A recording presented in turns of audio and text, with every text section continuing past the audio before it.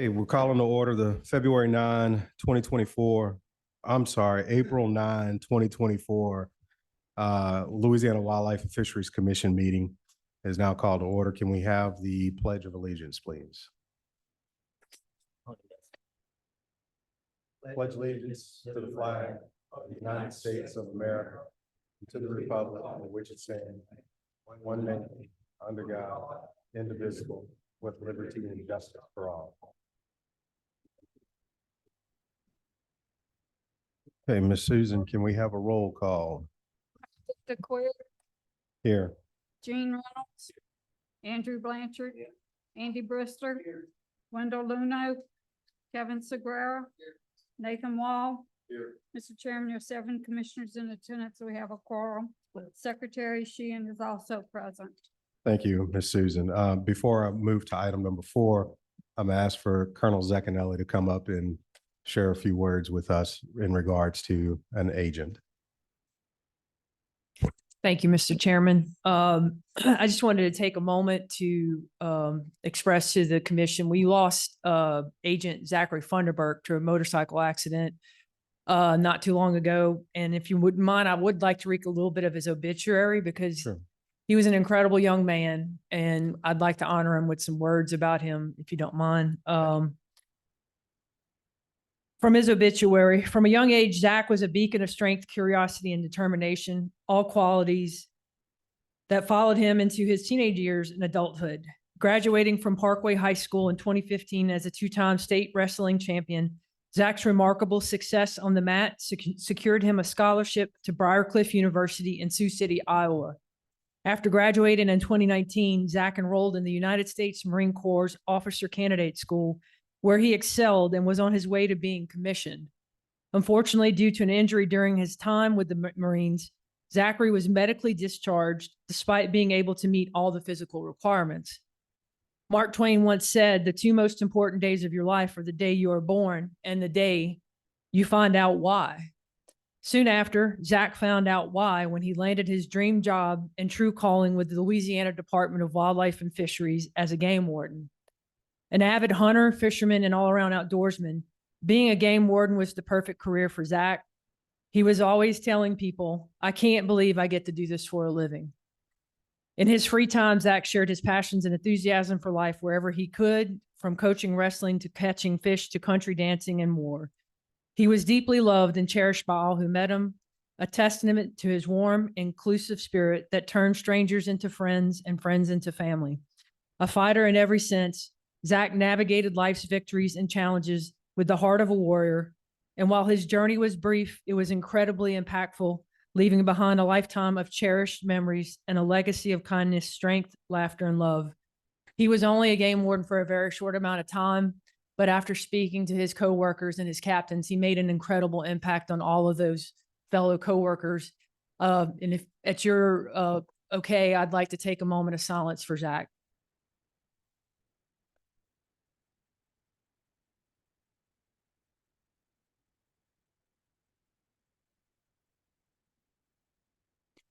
Thank you, Mr. Chairman. Thank you, Colonel Zecchinelli.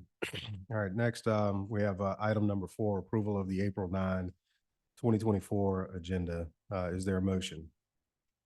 Motion by Mr. Guerra, second by Mr. Blanchard. All in favor? All right, ayes have it, no opposition, motion carries. Next, we have the adoption of the March 7th, 2024 commission meeting minutes. Has everybody had an opportunity to review the minutes? Is there a motion? Motion by Mr. Blanchard, second by Mr. Luno. All in favor? Hearing no opposition, motion carries. Next, we'll have any commission special announcements, personal privilege by any commission. All right, seeing none, we'll move on to item number 7.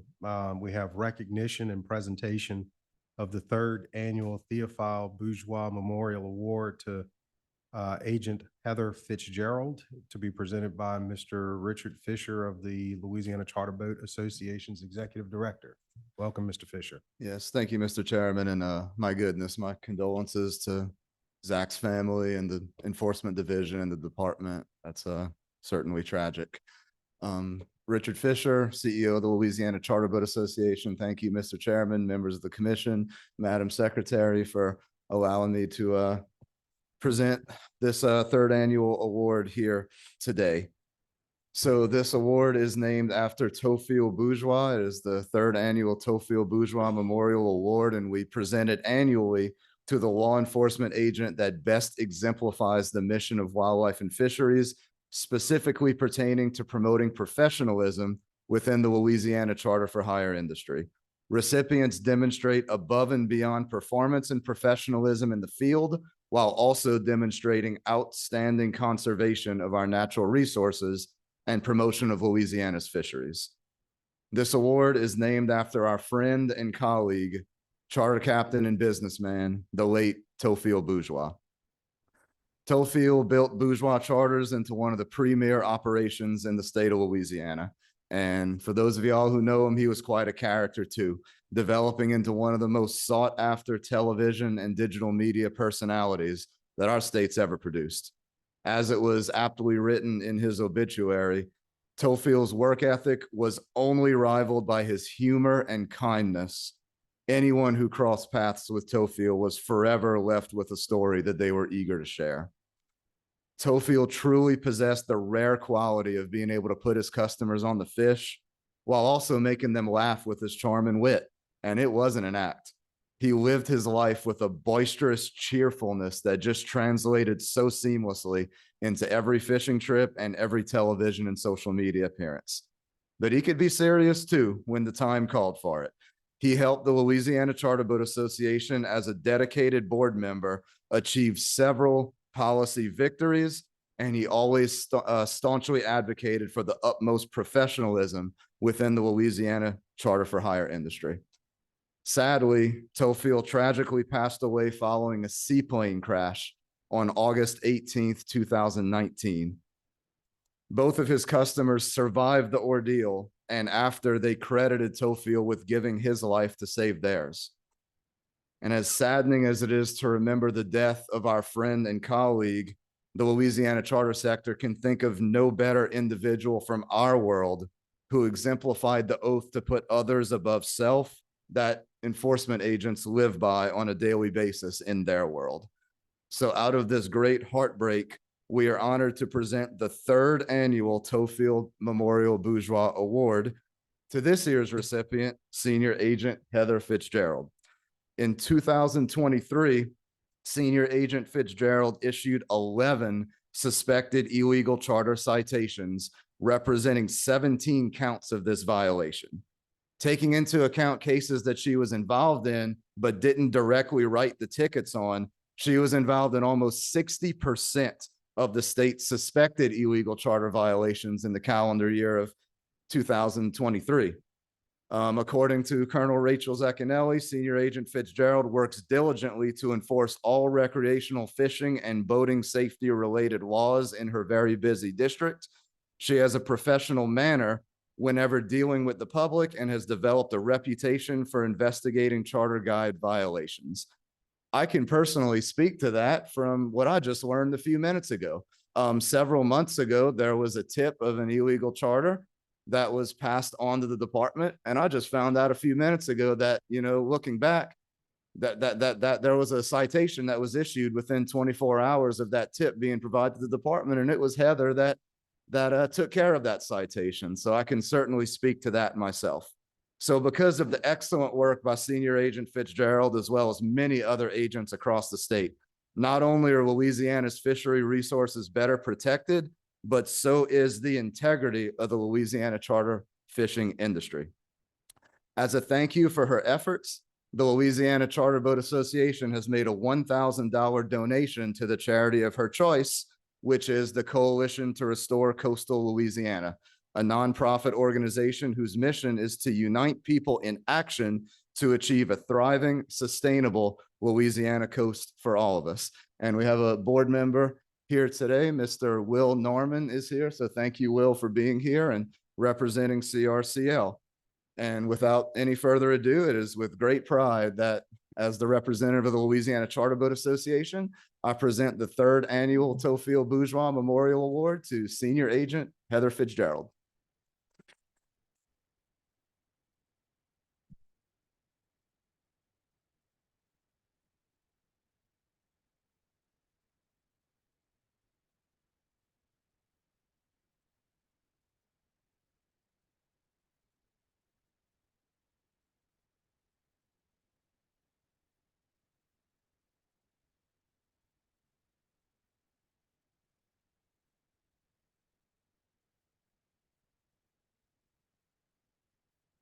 Thank you again, Mr. Fisher, for that presentation, and congratulations to Ms. Fitzgerald, Agent Fitzgerald. I do want to ask, do you have any words you want to share to the commission about being the recipient of this award? It's up to you. No pressure. Come on.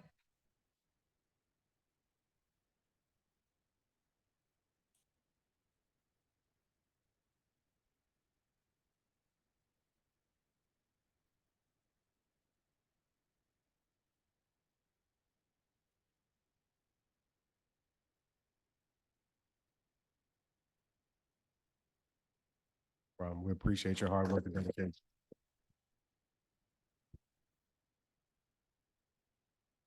I believe there's a guy named Mr. Major Edward Skinner who wants to give us a report on enforcement. That would be item number 8. Good afternoon, Mr. Chairman and members of the commission. For the month of March, we had 9 boating incidents, 5 injuries, and no fatalities. We had 1,069 criminal violations, 393 written warnings, and 38 public assists last month. As usual, there's some news releases in your packages for some cases since the last time we met. I'll give you a brief synopsis of those cases. Enforcement agents rescued 2 subjects whose vessel capsized in the Atchafalaya River in Avoyles Parish. Corporal DJ Anderson received a call about a capsized vessel in the Atchafalaya River near Simpsport with 2 boaters in the water. Corporal Anderson and Simpsport volunteer fireman Cody Jackson immediately launched the vessel and began a SAR mission. Corporal Tib Guillory, who was off duty and fishing in the area, learned about the incident and rushed to the scene. The agents arrived to the scene about the same time and saw 2 men clinging to a floating piece of plywood in the river. Each agent pulled the man into their vessel and brought them to the nearest boat launch. According to the rescued boaters, their vessel capsized and they would discharge into approximately 55-degree swift water without life jackets. A witness who observed this called 911, and which alerted the agents. The rescued boaters refused care and went home without injury. 2 Marksville men were cited for taking turkeys during a closed season and criminal trespassing in Wynn Parish. One of the subjects was also cited for taking over the daily limit of turkeys in Wynn and Rapides Parish. Agents received the tip about the subjects trespassing and hunting turkeys during a closed season on private property near Sykes in Wynn Parish. Agents observed the men actively hunting for turkeys on the morning of February 24th while trespassing on that property. During the investigation, agents determined one of the subjects illegally harvested 3 turkeys on March 4th, 5th, and 11th in 2023 in Wynn and Rapides parishes, and 1 turkey out of season on March 16th in 2022 in Rapides Parish. In addition to the criminal fines and possible incarceration, the subject who illegally killed the turkeys faces civil restitution totaling $6,157.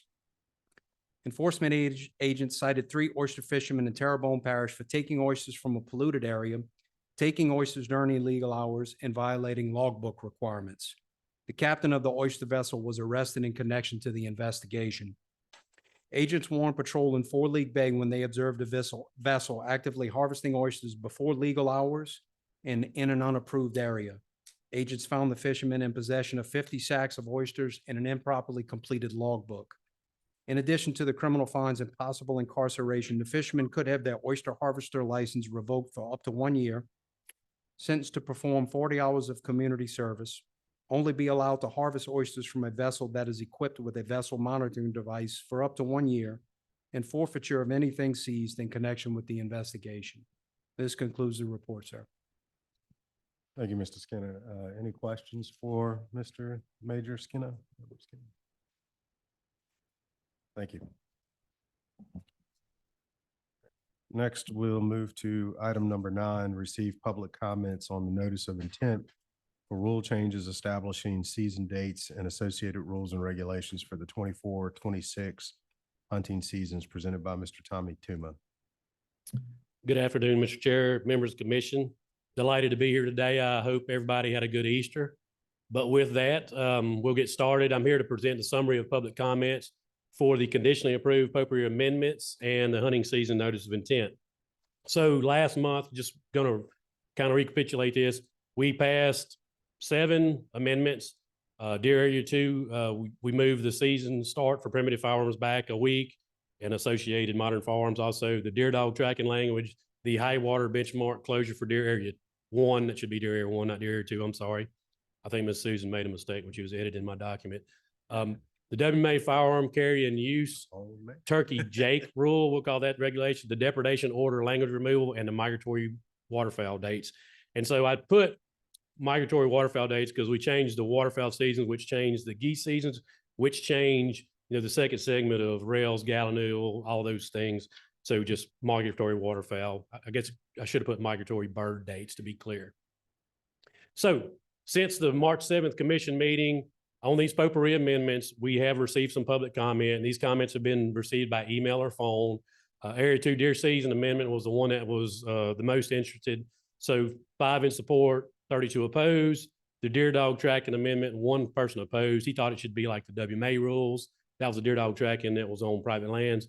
And the turkey season Jake rule amendment, there's 15, 2 in support, 13 opposed. If you read the emails that Ms. Susan forwarded you, it's kind of surprising. Probably 10 of those 13 were because they did not believe the youth should be exempt from that Jake. So they supported the Jake rule. They just thought that the youth should be included in the Jake rule. And then the other 3, they didn't support the rule at all. So food for thought there. So a grand total of 53 comments that I have received since March the 7th. However, we did make an amendment in February to the waterfowl date. So although I received no comment since the last commission meeting on the waterfowl dates, these were the comments that I've received since we amended the waterfowl date since the February meeting. So there you see those. I received 37 of those since February. The month of February, I received 37 of those. Since the last commission meeting, I received 3 for the West Zone waterfowl season. The youth and veterans stayed the same at 4. In the East Zone waterfowl season, I also received 3 in the month of April. That was opposed. So a total of 5. So total of 49. Hope that didn't confuse you too bad, but a total of 49 comments that I've received for these 3 amendments that we made. So going back, since the March 7th commission meeting, we had some general comments. One guy emailed me about antler restrictions, another one about deer tagging. He didn't, if you read that email, I think I cleared it up for him. He thought that you shouldn't need deer tags. He should be allowed to use his deer tags for his grandkids. I'm like, your grandkids can have deer tags, so they can use their own. I think he was unaware because they were underage that they couldn't. And I talked to him, and I think he understood, but I still put that in there. And dog training, there was a guy said, way back when, there used to be a prohibition on dog training during turkey season. So he would like to see a prohibition on training deer dogs and other dogs during turkey season. I did not go over I went over previously the comments that I received for the notice of intent. Those were I didn't make a slide specific to them, but they were the 3 West Zone, the 3 East Zone, and 1 on drones. But they're encapsulated here. So since we started this magic carpet ride on January the 4th, we've received 240 comments related to proposed changes, 237 from email, text, or Zoom, and 3 phone calls, and then 12 general hunting season regulation comments. Here are all the comments that we received, and that's total. I broke them down. Next month, I will provide you with a comprehensive support versus, opposed. But here's where all those comments. West Zone is always the one that's most, I guess we receive the most comment, and those youth and veterans, they're for the West Zone also. So that's the second most. So pretty light public comment period. We did see Passalute, WMA, LAA. You saw those 7 people. That was the last 2 months we received those. They were wanting to expand the LAA. We're kind of getting with staff. We don't plan to making a change this year, but we may produce that next year after we look at our use and see how many people are adding or asking for that. So summary of the general comments. These are just comments about things that aren't related to hunting rules or regs. They may just be asking me some questions, getting clarification on some things. And so just further, we will have a public hearing on the proposed potpourri amendments in this room on April 22nd at 10 a.m. in accordance with RS 49-966. And those, we will continue to receive public comments for those potpourri amendments through the May Wildlife and Fisheries Committee and from now through May the 1st. And those comments can be sent directly to me at any of those mechanisms to get that information to me. And with that, I will entertain any questions. No action needed today. Reynolds, you have the floor. Reading over some of the comments and everything in area two at the deer hunting, it seemed that most of the comments were in the form of a form letter. Do we know who that came from? I mean, it was put together by somebody, and then a lot of folks were kicking in with the same letter. So there's an ex-LWF employee that's a biologist. I don't know if I'm supposed to give out this information. Anyway, there's a guy who gave letter. Now, that's his family that sent that letter, but the rest of them I'm unaware of, and that would have accounted for 4. Yeah. That I could tell that it was kind of the same spirit of the thing, but the other ones I'm not sure of. I don't know. Okay, I was trying to get a handle on this. You had a lot of opposed comments. Most of them are from your neck of the woods. I know, that's Yeah. area too. Yeah. Thanks. So, yes, sir. Tommy, we spoke earlier. I asked you questions about, I had a few emails concerning public outreach and having public meetings in different parts of the state to discuss the upcoming, whenever we're doing the seasons. Could you elaborate why we mostly doing Zoom now and not the public meetings? Sure. So every year, I guess pre-COVID, we did go to the 6 major metropolitan area, or at least 6 major metropolitan areas of the state, and staff would go. I would present the changes to the notice of intent, it wasn't the generic language like you all get. It was the actual dates. I kind of converted it so the public could understand. We would talk about that and talk about the public comment that we'd received and why we were proposing such. Generally, the attendance was always less than 10 public members, and we had 15 to 20 of staff there. The Lake Charles one generally had probably 20 people. It was the most well attended every year, and there was probably 20 members of the public, but I still had 20 staff. When COVID hit, we could not meet. We did it Zoom. We had very good participation that first year with Zoom. 200 something registered. We had 100 something people. We actually, more people attended the Zoom meeting than when we went all over the state. Now, certainly we can, if somebody requests to have a meeting, we're not legally required to have a meeting unless it's requested. We can go have an in-person meeting if there's a hot spot or where we did it for the bear, right? We knew it was going to be a big deal. So we had in-person meetings because we knew people would attend. We had 17 people at a maximum that attended, for our Zoom meeting this year, just when there's not a lot of conflict. Now, I expect when we redo the zones and splits, we will have an in-person meeting because that's going to be when more people will, but we kind of look at what we have what we're proposing. And if it's nothing that we think that's going to be too argumentative or too contentious, we just stick with the Zoom. Okay. And how do we advertise that the Zoom meeting will be at this time? So at the February commission meeting, I put it in my presentation.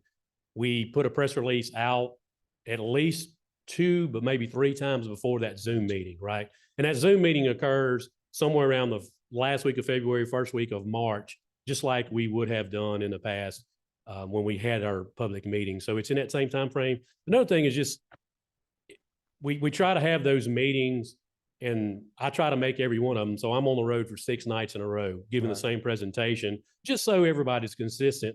And it always happens at 6 or 6:30, right? Because people have to, but what we saw is people attend work.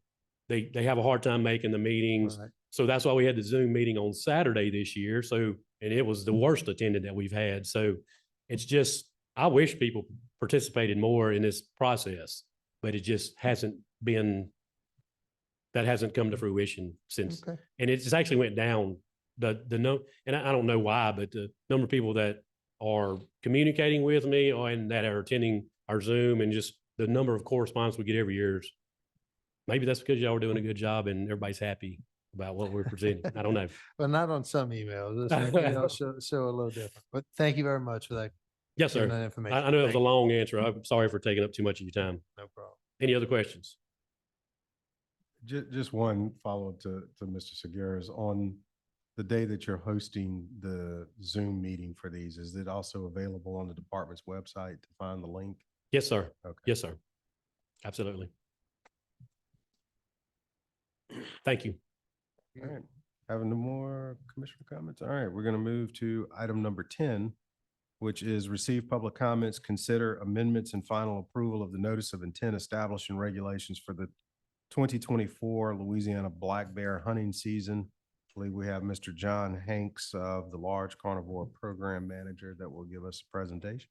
Is that correct? Thank you. Good evening, Commissioners, Mr. Chairman. We did public comments last time, and the public comment period had ended February 5th, and we did their comments in March. So I have no new comments. I have been contacted by previous people that have comment to, what's going to happen next. So I have no new comments. So this is the notice of intent with some minor language changes and a couple add-ons. If it's something totally new or major, it will be in red.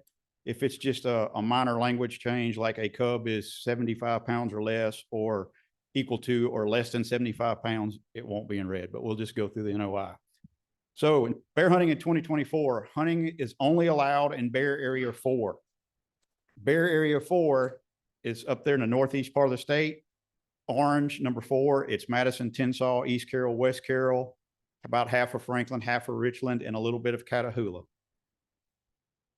Bear season opens the first Saturday in December and remains open through Sunday, through Sunday following the third Saturday in December. So that's 16 days. Bears may only be harvested 1/2 hour before sunrise to 1/2 hour after sunset. Harvest limit is 1 bear per harvest permit per season. Bear hunting is limited to still hunt only. The use of dogs when hunting is prohibited.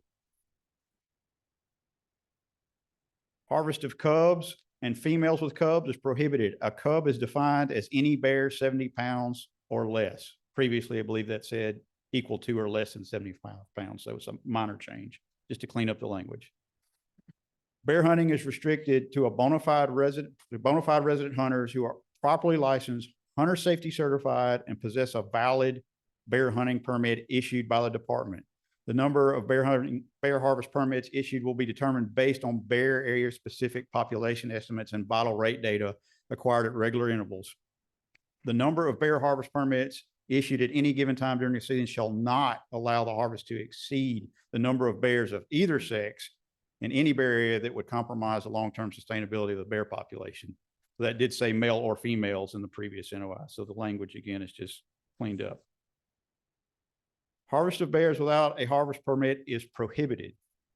Bear harvest permits will consist of 3 types of permits: wildlife management area, private landowner, and a private landowner is anybody that has 40 acres plus contiguous land in Bear Area 4, because Bear Area 4 is the only place we'll have a season. And general permits. WMA permits will be specified for WMAs. Private landowner permits will be allocated to private landowners, their designee or leasee. Leasee is new to that part of the paragraph. In Bear Area 4, general permits will allow hunting on private property within Bear Area 4. An individual that is successful getting the general permit is responsible for coordinating with the landowner in that Bear Area to gain permission and access to that property. This is all new here. Landowner designees must provide evidence deemed sufficient by the department that they have full agency and authority to act on behalf of a qualifying private landowner. Lessees of qualifying private land must provide a duly executed and properly recorded lease agreement evidencing they have the right to hunt bear upon the qualifying acreage. Except as otherwise provided by law, bear harvest permits shall be issued by lottery. All applicants require a non-refundable application fee. Applications for general and WMA permits must possess a valid resident basic hunting license and a bear hunting license, or a combination license conveying equivalent privileges to apply. So for those 2 tags, you have to have a bear hunting license or something like a lifetime license. Applicants not selected will be given additional preference point for each subsequent year in which they apply. Each preference point serves as an additional lottery opportunity. Preference points are capped at 5. Applicants must apply every year in order to earn and retain their preference points.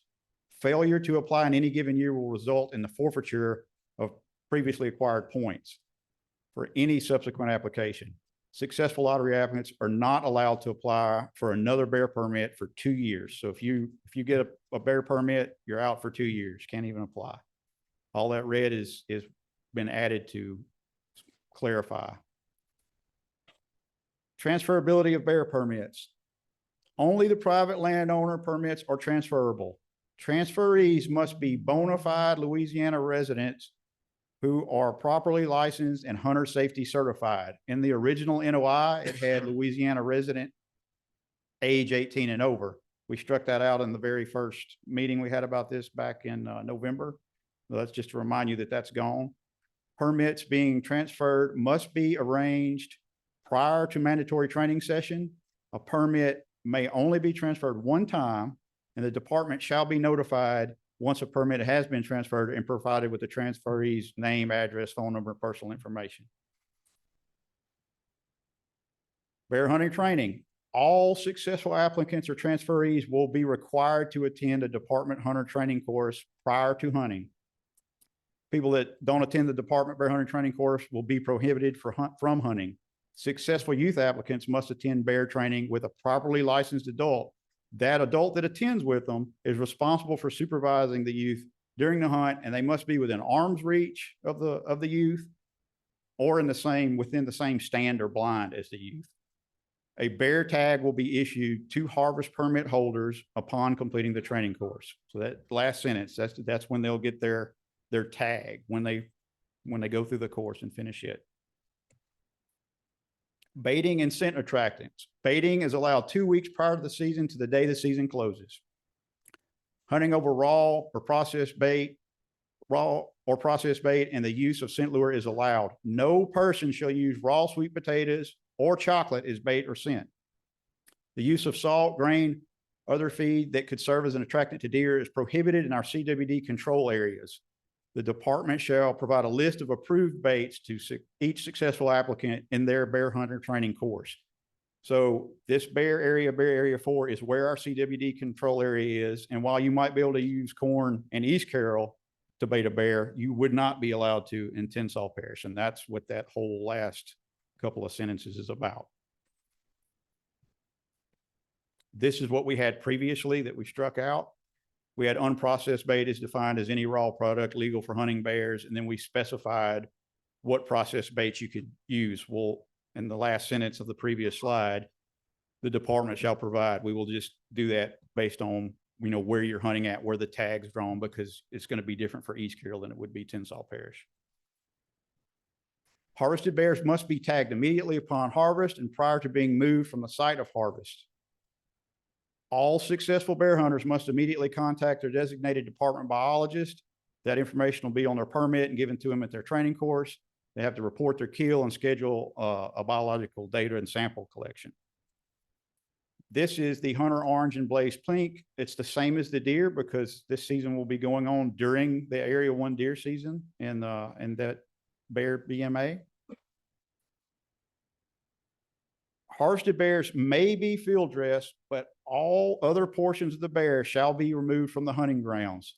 Thereafter, all edible portions of the meat shall be removed from the bear for consumption. Edible portions include a minimum all 4 quarters, all back straps, tenderloins along the backbone.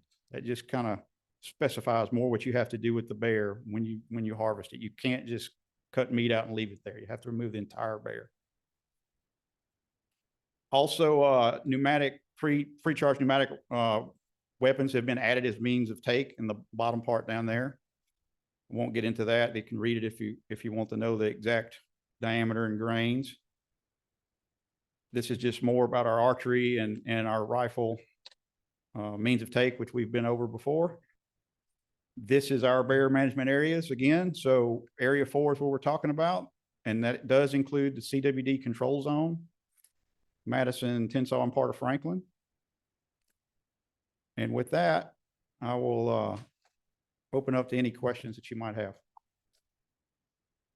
All right, so look like I got a couple of mics on here for questions. Yeah. Well, before we go any further, I just want to put on the record that when it's favorable, as opportunity grants itself, I'd like to make the motion that we approve of bear season.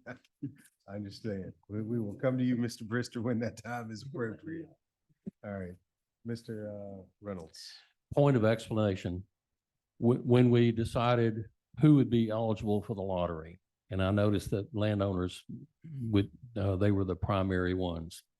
Could you explain the reasoning behind that? And at some point in the future, when we move away from that area to other areas, are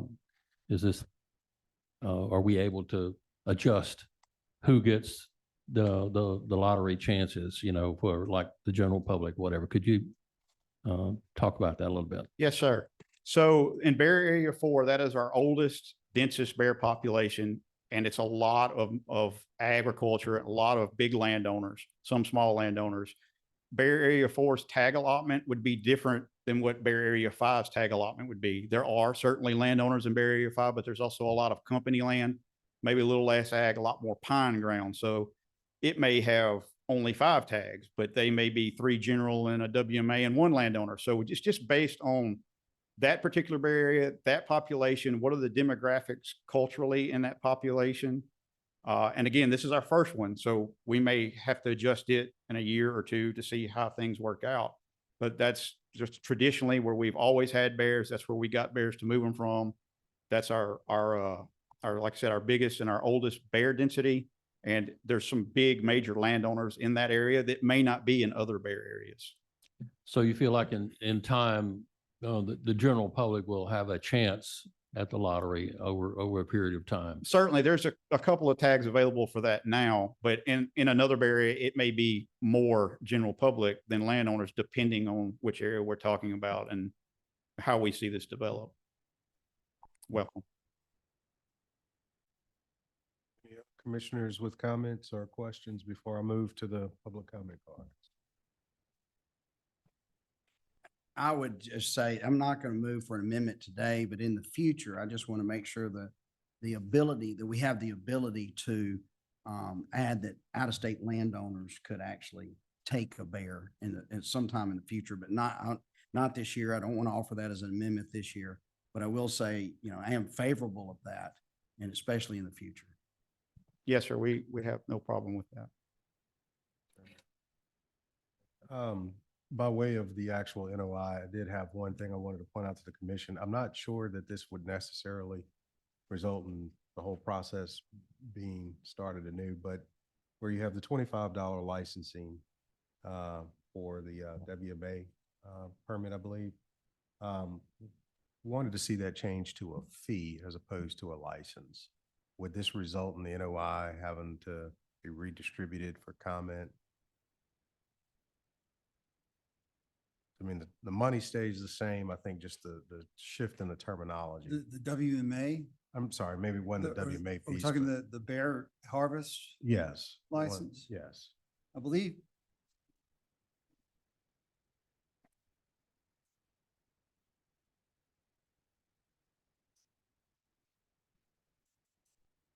I would be hesitant to adjust it. to adjust that to a fee. But I do understand how that can be a concern. It's Sure. a license.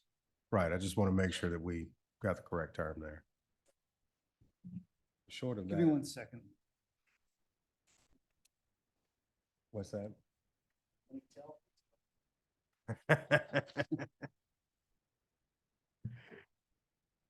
Well, while I give Mr. Duncan a chance to look at that, were there any other comments that we had on the NOI? Do we want to entertain a motion now, or do we want to receive the public comment first? All right, we're gonna go with the public comment. All right, so first up, we have Wade Condry. He's not in the room. Yeah, there he is. I see him.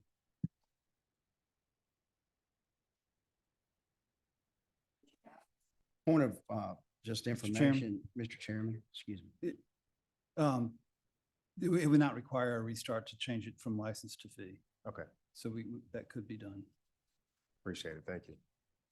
Mr. Chairman, would you just ask the audience, anybody that came here that wanted to speak, to make sure they filled out a card? Because I know some can't. Certainly. If anybody came in late and wants to speak on item number 10, which is what we're on the NOI for bear hunting, please fill out a comment card in the back and deliver it to Miss Susan up here in the front.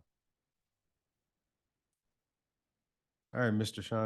Condrey, you have the floor. All right. I guess just want to speak on behalf of, so I farm in East Carroll Parish, Madison Parish, Franklin Parish, West Feliciana Parish, and so we're scattered from North Louisiana down to around Angola. But mainly our farms along the Mississippi River are, I mean, bears are just,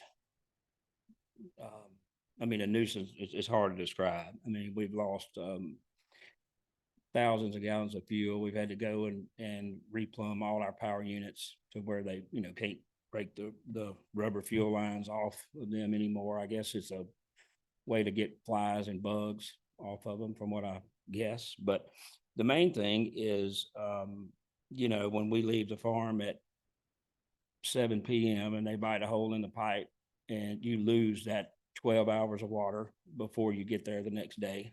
And so I'm a pilot, so I've flown over a 4,300 acre farm of ours in central East Carroll, and have counted 14 bears on that one farm. I've had some friends that have seen 19 bears in one wheat field. I just think that, you know, I would like to coexist with them. You know, I don't, you know, if it would work, I just think the numbers are too high. I ride horses a lot, and every day that I ride during the winter, I mean, I see, you know, 1 to 6 bear per ride. And, you know, they're just, there's way more bears than I think most people think that there is, or that I'm hearing that people think there is. But the main thing is just you know, they're getting more and more relaxed around people. My daughter was on a deer stand, and I have a video to where the bear put his front foot up on the second ladder, you know, step of the deer stand. But, you know, I probably have 300 or 400 acres that we just can't water, just give up on it. One center pivot last year, I just decided to see how many times it would do it, and I would fix the irrigation, the fuel line, and make a loop around the field. And by the time I'd made the loop, the end gun and quit spraying, and we just played a game. I made 7 loops around the field until finally I gave up.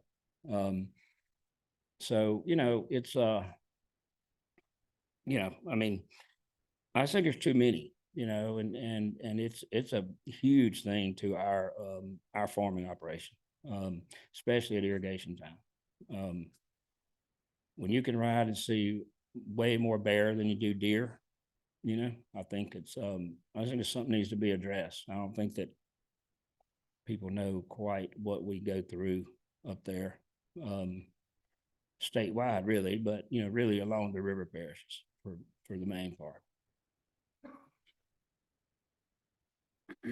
Mr. Condrey, not everybody here knows what a center pivot is, and I barely do. But so would you explain what you mean when you use the term? So a center pivot is just a form of irrigation that makes a circle in the field. It's anchored at the center point, and, you know, it just walks in a circle at the speed that you make it. The faster it goes, the less rain it puts out, and slower it goes, the more.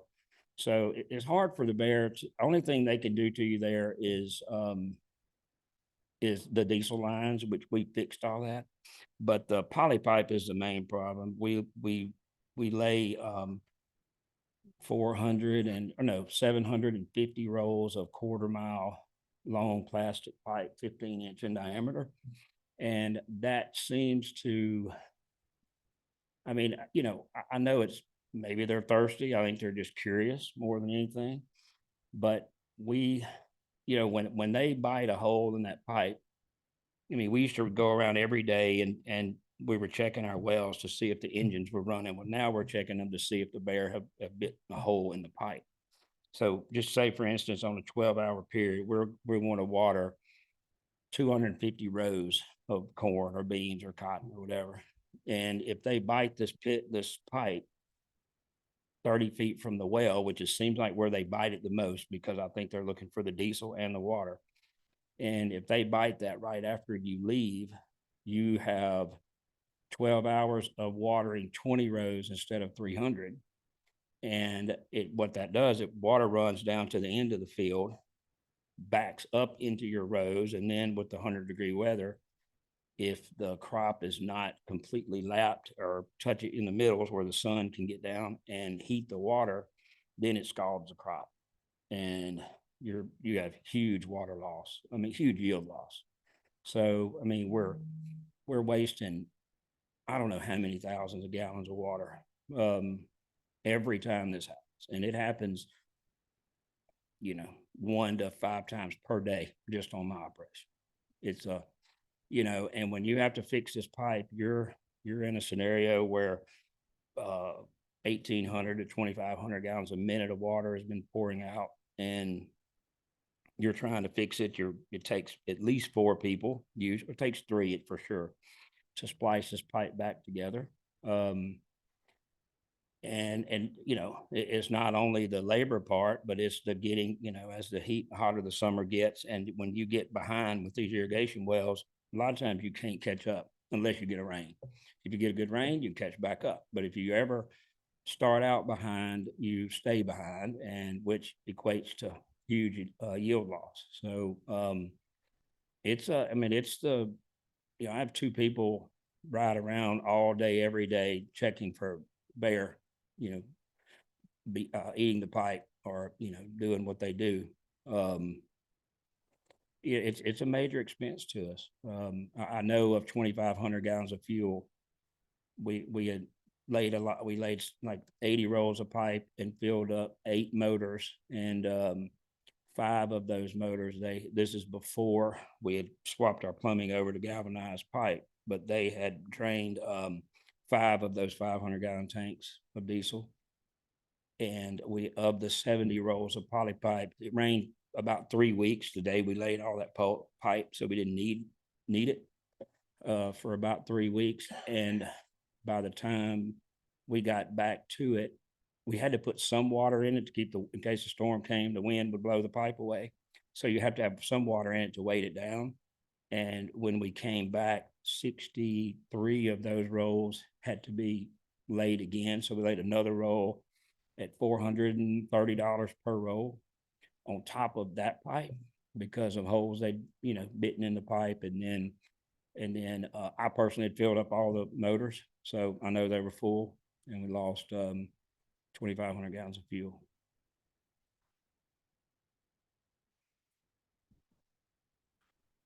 Does anybody have any? I got one question. Yes, sir. You as the farm landowner right there, and once the licenses are gonna be pooled together, they'll have 10 licenses.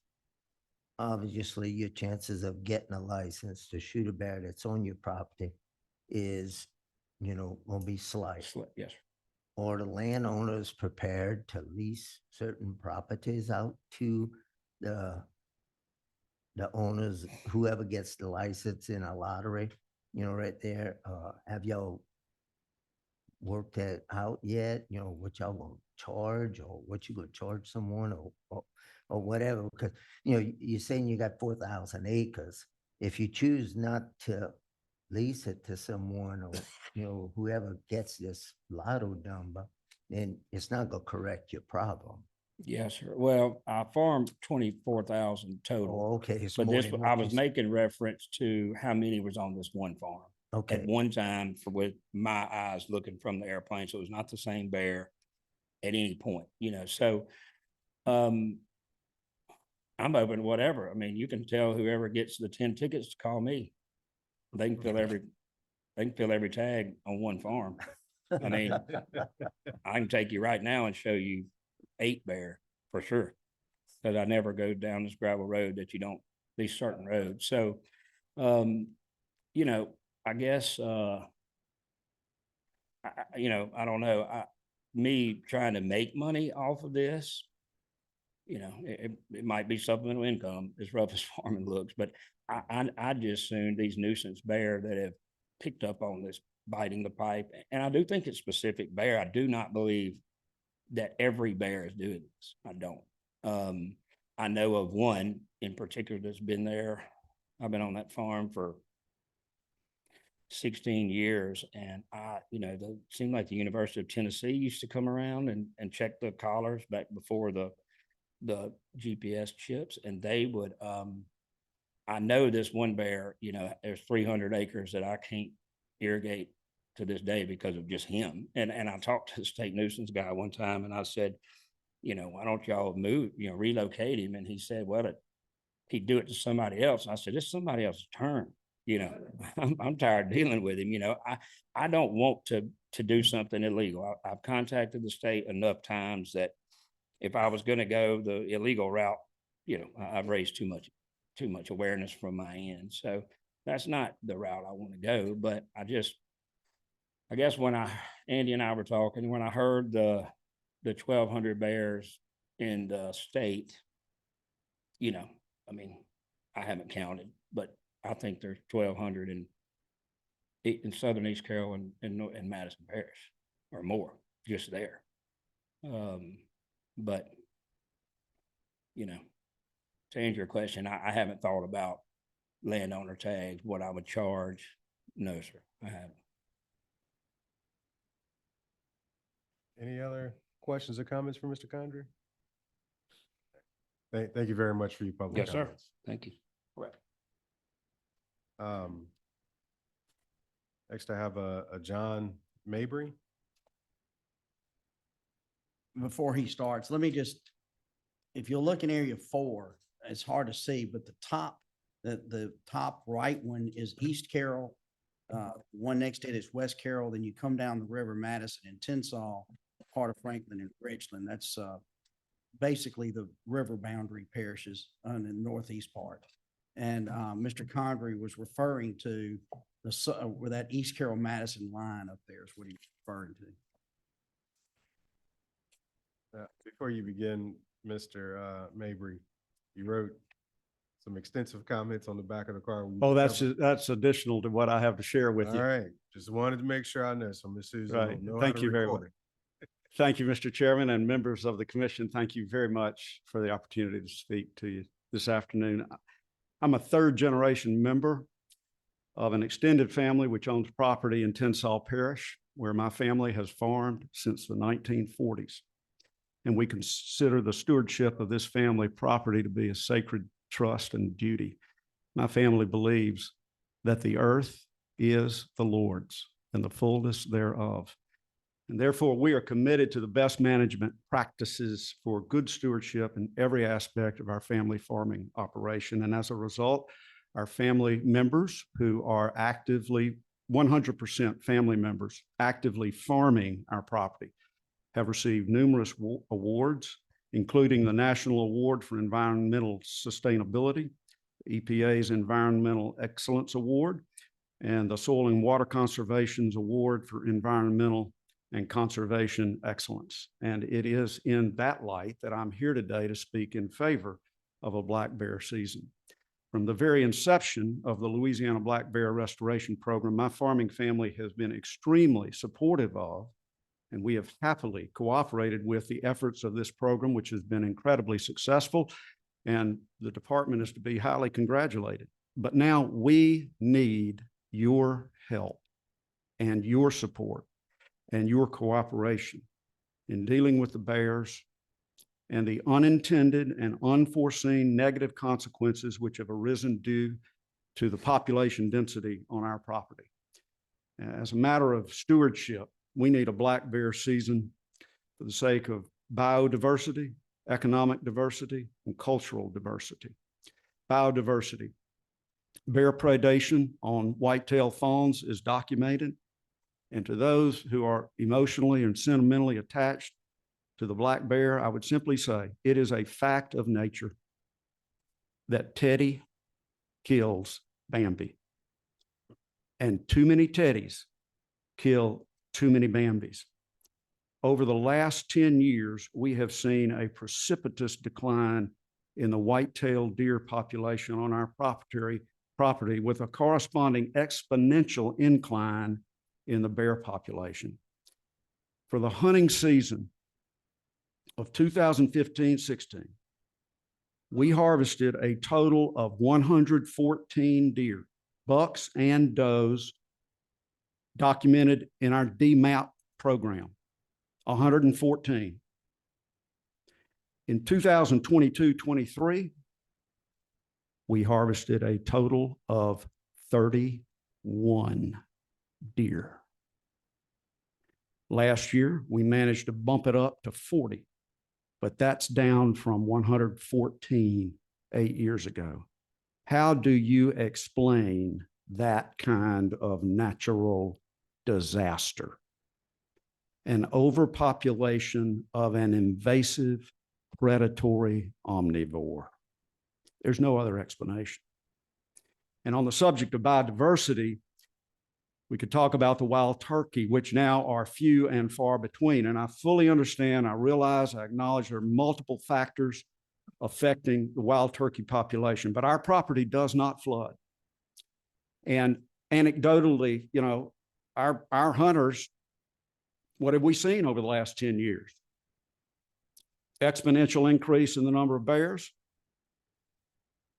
and just about down to 0 turkeys. And if a 10-pound raccoon can be a threat to the wild turkey population, just think about an overpopulation of 300-pound raccoons. So the overpopulation of black bears in Tensas Parish is a real and present threat to biodiversity. This leads to concern for economic diversity. We lease 5,200 acres hardwood timber for hunting. That's part of our family business. And with a deer population in steady decline and then deer hunts being busted by bears around hunting stands because deer don't particularly like to be around bear, and therefore a marked decrease in the number of high-scoring trophy bucks harvested, and we do manage deer for quality trophy bucks. And we've seen some state records come off our property 20 years ago, but no more. But that being the case, as a business, it's very difficult to increase revenues from hunting club membership dues, which would then fund capital investments to improve the habitat for the wildlife and the general experience for the hunting club members. And so the bottom line is the bear population in Tensas Parish is negatively impacting the economics of hunting leases and the economics of hunting in general. And that has a ripple effect throughout the economy of the region, because as we all know, deer hunting is a big economic driver in Tensas and Madison Parish. Turkey hunting used to be, could be, but anything such as an overpopulation of bears, which negatively impacts hunting, also negatively impacts the overall economy. And then Mr. Condrey has already spoken about the economic impact that farmers suffer. And I would just add the enormous amount of the pecan crop consumed by opportunistic bears who evidently think that they own the orchard. I mean, you can come in November, just right up Highway 65 to the residential office and horse complex right there off Highway 65 on our family cemetery. And it looks like we're running a bear sanctuary, which I guess we are. We probably ought to start charging admission for it. And thirdly, cultural diversity. Louisiana is known as the sportsman's paradise for a reason. Hunting is just as much a part of our beautiful state's cultural diversity as is the French Quarter, jazz music, Creole dishes, and LSU football and women's basketball and baseball. And now that we have another sport species well established to the point of or exceeding carrying capacity in the northeastern river parishes, you have an opportunity to expand and enhance the sportsman's paradise moniker. Hunting is good not only for the stewardship of the wildlife and not only for the economy, but hunting is good for our cultural diversity and for the citizens of this state, providing wholesome relaxation and recreation for hardworking men and women. Hunting is particularly good for Louisiana's youth, grounding them in the beauty and mystery of God's creation, rescuing them from the ills of social media, providing a much more beneficial alternative to digital entertainment, and nurturing in them a love for nature, reverence for life, and respect for wildlife, and also teaching them personal responsibility, accountability, and self-discipline. Anything that discourages the next generation from hunting has a negative impact on our culture in general. Anything that promotes hunting into the next generation has a beneficial impact on Louisiana's cultural diversity and societal well-being. For the sake of a better Louisiana, we need a bear season. In Tensas Parish, we believe that it is overdue. And I do have a question or comment that I may have misunderstood Mr. Hanks at one point of his presentation. I may have misunderstood, and if I did, please forgive me. But I thought I heard that if a person is successful in drawing a tag, then that person is ineligible for 2 years. I hope that doesn't apply to landowners. Okay, so the landowner could get permits every year. Okay, good. So if you're the sole landowner, everybody hear me? So if you're the sole landowner and you put in under your name and you get drawn, you can't put in for 2 years, but you can designate somebody else for your land. So the land can continue to be hunted. Okay. That's right. You as a person are ineligible, but the land is not ineligible. Okay. They give somebody else a chance, but they could still hunt your land. Right. But the land entity would get the tag, Right. correct? Whoever the designee was, Okay. you could designate somebody different every year. Okay. All right. Well, thank you all very much. It's a pleasure to be with you. I do have, I don't think, Brandon, do you have a question? No, go ahead, Ms. Brister. So, Mr. Mabry, tell us about numbers. I know that's one of the biggest comments that I get when all the time is the numbers. So Numbers of bears? bears. So tell us about hunts and numbers of bears seen on hunts. I've heard stories from your son, your daughter-in-law, but, what's your best guess as far as Tensas Parish? Well, I can't guess at a figure because there's no guarantee that I could guess accurately. What I can tell you is this. This is a very common experience. On our property, it is now considered a good day, a good hunt, if you don't see a bear. I mean, that's where it's got. People come in and, it is just commonplace. What'd you see? Saw a doe and 3 bears. I mean, that's just part and parcel of the common experience. And I know it sounds funny, but it's true. People, come in and say, well, I didn't see a bear. Like, lo and behold, that's how bad it's gotten. Now, I can't begin to estimate how many bears do we have on our property. I can tell you that I got a picture on my phone right now with a big old mama and 3 cubs. So these bears are, they are reproducing at whatever annual or biannual rate. But I mean, it's common to see, a sow, and very common. We always see a sow with 2 cubs. Not uncommon to see a sow with 3 cubs. They are large and in charge, and they do not care. As Mr. Condrey said, the story of the bear putting his foot on the ladder where his daughter was hunting. That's very common.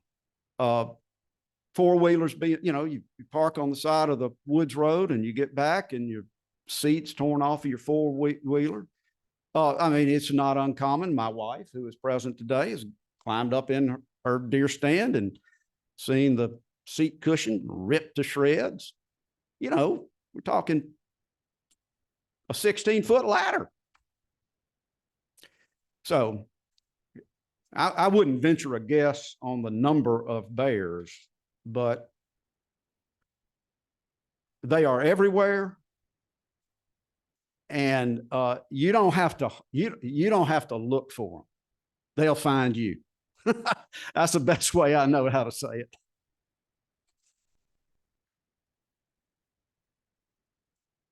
And the deer harvest stats are just breathtaking. Appreciate your comments, Mr. Mabry.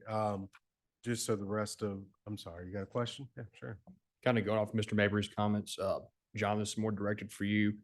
Y'all's thoughts for barrier for capacity right now for bears is, what's y'all's prerogative on that? Do y'all believe it's at capacity that it could no longer hold bears?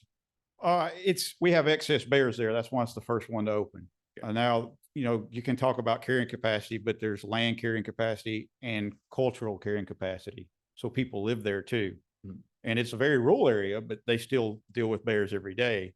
And probably the more people, the lower the cultural carrying capacity would be for bears. It happens to be very rich land that's good for deer, turkey, bears, and everything. And that's why the bears have done so well there and have persisted there since, you know, these bears have always been there. And there are more now since they've been protected since 1992 all the way to 16 when they were delisted. So yeah, I would say it's our biggest population and our oldest population, our most dense population. I think we've spoken about this before. What's the two biggest, I would say, killers of bears in Area 4 right now? Sir, the two things that cause the most deaths among bears in Area 4 right now? Probably vehicles. And other, and big male bears and cubs. That's their only predator. And we have bears, you know, regularly come into our camp compound, which is very family friendly community for the hunting club. And, you know, we take precautionary measures, common sense, precautionary measures to try not to attract the bears in there, but we've also had to take some, you know, sort of, I mean, you know, common sense, don't keep your dog food on the back porch and that kind of stuff. But nevertheless, the young mamas with human mamas with human children, you know, they're not real wild about bears walking around the hunting area. I mean, we've got our back porch, support beam on our back porch is all marked up with bear markings on it. It's, you know, we just live with it, but it's very prevalent.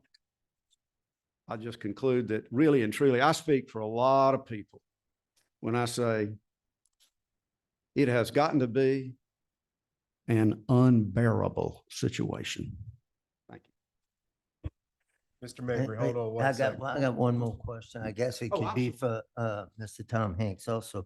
If we have that many bears and that's in that vicinity, why haven't anybody tried to capture the bear and relocate them? Oh, well, we would love I it. don't know anything about bears.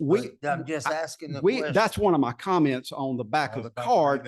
It sounds a little facetious, but we would be just as happy. We would just really love it if Mr. Hanks and his fine crew, they could come up and live trap, harmless trap as many bears as they wanted to. And let's do this. Let's take them to Minnesota, Washington State, or how about Washington, D.C.? We'd love that on a regular basis. We believe you could do it. We're not the biologists, you know, I admit that, but we believe you could do some nice live trapping and send them to Michigan where they'd never make it back. And we could have black bears and we could live with black bears, but we'd love that very much. Well, that takes care of comment number 3 on the back of your card. The other one was that Mr. Mabry indicated he was in favor of the proposal. And then number 2 was he would hope to see landowner tags allocated per bear population density. Right. Similar to. I mean, I'm here today to speak in favor of the proposal as is, but I would hope that the commission down the road would consider tags on the basis of population density, just as is the case with alligators. I mean, that makes a lot of common sense. It really does. And I know this great crew of people is doing it the way they have got to do it and need to do it, and y'all are too. I totally get that. I'm 100% in favor of what y'all are doing. But down the road, the kind of one size fits all thing. I mean, really, if we want to be good stewards of this wonderful bear population, let's do it like the alligators, and let's do it on population density. And then I think a lot of people would be really happy about that. And I think it would make just a lot of sense down the road. We appreciate your comments again, Mr. Mabry. Next, we have Mr. Bobby Skeen. Did I get that right?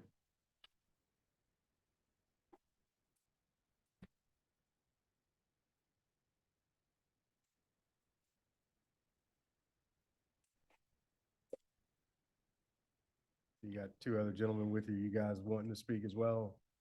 Are we? I appreciate it. Okay. Good afternoon to all of you, Madam Secretary, if she's still in the room, certainly the distinguished members of the commission. It's an honor to be here today, provide some comments on behalf of the Louisiana Cotton and Grain Association and the agricultural industry and the agricultural industry interest as it relates to this topic at hand. First, I'll introduce myself. I'm Bobby Skeen. I'm the Executive Vice President of the Louisiana Cotton and Grain Association. We're based in Monroe, Louisiana. Our organization is a statewide agricultural trade organization, predominantly representing cotton, corn, soybean farmers and general agricultural business statewide, where we mainly focus on federal farm policy. We will and we do get involved with matters of state as needed. And we see this as an opportunity to at least make some comments to help you make the best decision that you possibly can. Our membership is a little over 600 members statewide. However, the largest core of our membership falls in the 9 Delta parishes that are the largest part of Area 4 on that map that we're all looking at here. The area that we refer to as the Northeast Louisiana and the Mississippi Delta region. As it pertains to our interest, agriculture's interest in that part of the state, in those 9 Delta parishes there, it makes up 90% of our cotton acres, 80% of our corn acres, 70% of our soybean acres. So that's the lion's share of our row crops and our membership and those who are being affected by the increase in our bear population. The ag industry today, we face a multitude of challenges, threats, obstacles, tribulations, not limited to federal farm policy that comes out of DC. We face weather challenges, but also natural challenges. Entomological threats with a plethora of insects that we continue to get pressure from, dominating weed pressure, damage to crops, to equipment, from other natural pests that we, deer and feral hawks. Over the last number of years, though, we've seen as our bear population in the state has increased, they've entered into this mix of challenges that we've never seen before. However, the biggest difference lies in the fact that with all those other factors and tribulations that we have to deal with the exclusion of weather, our farmers have tools available to them to offer an ability to control and mitigate risk by various modes of action. That may include chemistry, changing farming practices, cultivation, deprivation permits, trapping, and of course, hunting. With the bear, we currently have 0 mode of action. There is no control. Nothing to do for an uncontrollable issue at this point. We have known cases where bears have destroyed and damaged irrigation equipment that you've heard about from Pastor John, Mr. Condrey in the back of the room. my two officers that would stand behind me. Irrigation equipment that is vital to the watering, to the survival, to get a crop to harvest. Agriculture, in most cases, is the driving economy in our part of the world, where Commissioner Brister lives, where I live, where we live. Without agriculture, we don't know what the economy would be. The bears have simply become accustomed to people, our routines, our practices. They don't shy away from the pressure anymore. They're making themselves at home amongst our operations. As already stated today, an example, a bear will go bite into a diesel fuel line from a tank to a power unit that would draw water from the ground to water crops. When he bites into those lines, that diesel goes out on the ground. Most cases, those fuel tanks hold 500 gallons of diesel. The farmers have to keep them full. Every gallon could be wasted if it happens at a certain time of day or night, causing that power unit rendered useless. However many acres that unit would supply water to goes unwatered. If we all remember what seems like a lifetime ago, last year we were in a historic biblical drought, 34 days of 100+ degree weather. Crops can't hardly survive even with supplemental water.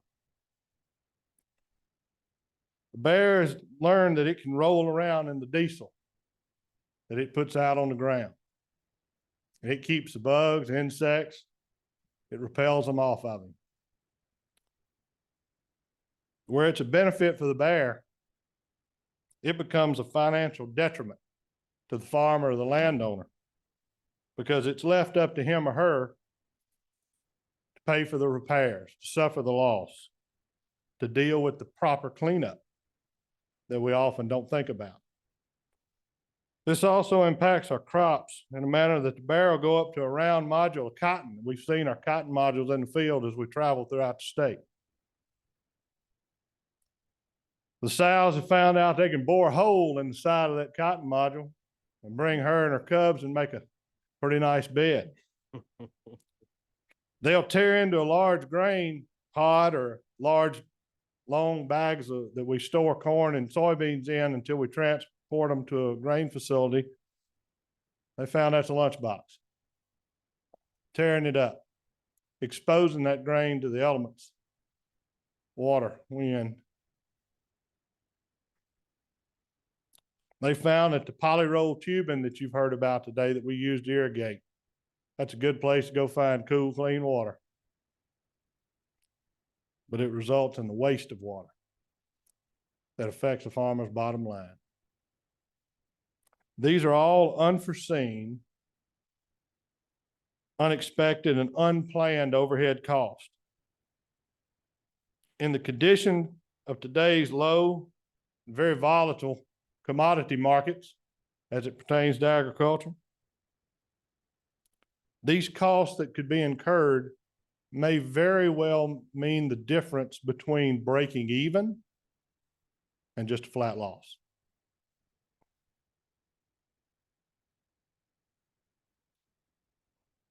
Are the bears doing more damage than other biological threats, deer and hogs? We don't think so. But what we do know is whatever threats they bring, there is absolutely nothing that can be done. There's no action that we can do to offer any control. If me or any of my farmer members drive on their operation and they see a bear chewing through that diesel line that we've talked about, we can get out, we can blow the horn of our truck, we can get out, throw our arms up in the air, we can hoop and holler. That bear might leave, but he doesn't have to. And he's probably not going to. And there's absolutely nothing we can do to stop him until he gets finished. They're accustomed enough to us, to our vehicles, to the equipment that we use. They're not scared. They're not complacent. They're just there. I represent the interest of agriculture, our farmers and our ranchers in the state of Louisiana. I'm not here solely advocating for a season to hunt a bear for sport, but we support steps that can be taken that would lead to a potential method to control an uncontrollable issue. Are we advocating for an absolutely open season? Of course not. Are we advocating for eradication of the black bear? Absolutely not. A hunting season with a small number of tags, at the very least, in our opinion, may very well be the step in the direction that we need to go. But at the end of the day, our mission here, my mission here, representing my farmers and ranchers, are to provide you with a little bit of insight to help you make the best decision that each of you can possibly make, and give this department the tools that they need to enforce the decisions that you make. Because when I leave here,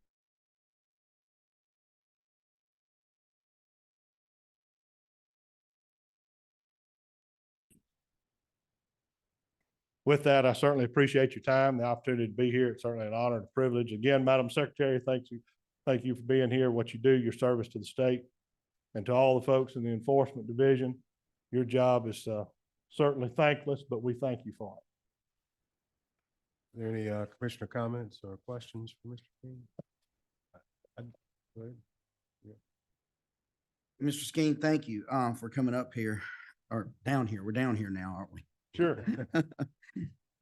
So I know, and maybe one of your board members wants to speak or maybe describe some of this stuff, but real quick, I know Mr. Condrey mentioned this when you talk about the yield lost and the importance of getting water to a crop, and then to come back the next day to find out, well, I haven't been getting water to that crop, and the effect of that on what are we talking about when we say yield? I would defer that to my farmers in the room, the proverbial boots on the ground. And I would introduce you to Luke Sayes, who is our first vice president of Louisiana Cotton and Grain Association from Central Louisiana, and Meade Hardwick, who is our third vice president from Tensall Parish, the heart of Bear Area 4. If one of y'all would want to take. And I'm not saying, I mean, I don't need to know bushels, but just what is a yield? When you say that term, what are you talking about? And you need to come to the microphone, by the way. I would say that up to a 10% loss in an area at losing an irrigation set could result in that irrigation set losing a 10% loss at a. And when yield, you're talking about how many bushels of grain that you can get off of that acreage. Exactly right. Exactly right. So if you miss an irrigation at a very critical time, every bit of a 10% loss that you have, like, without a doubt. And depending on how far you have to go, how many different fields you have on that well that you have to irrigate at the same, it could be much greater. And as far as, you know, we know they love to eat corn. Soybeans make their belly hurt, so they leave that kind of alone. But when it comes to irrigation, you're talking about an impact on corn, soybeans, and cotton. Is that correct? Rice, anything. Yep. And just so everybody kind of understands the financial impact or financial, what y'all getting into. When we talk about a power unit, that's the thing that pumps the water out of the ground to put it in the pipe that irrigates your field. How much is a power unit cost? On the up to about $20,000 for a power unit. All right. How much does a tractor cost these days? Up to $400,000 or more. And how much does a piece of harvest equipment cost? $500,000. And that's just part of what you have to spend in a year or to make a crop. Is that right? A grain bag, just per se, I don't know, I don't have them, but just to say, if if a bear were to open up a grain bag and it could be in the back of your farm and you can't get, it rains for 3 or 4 days and you can't get back there. And say if it's 10,000 bushels in that grain bag, it could ruin every single bushel in that bag.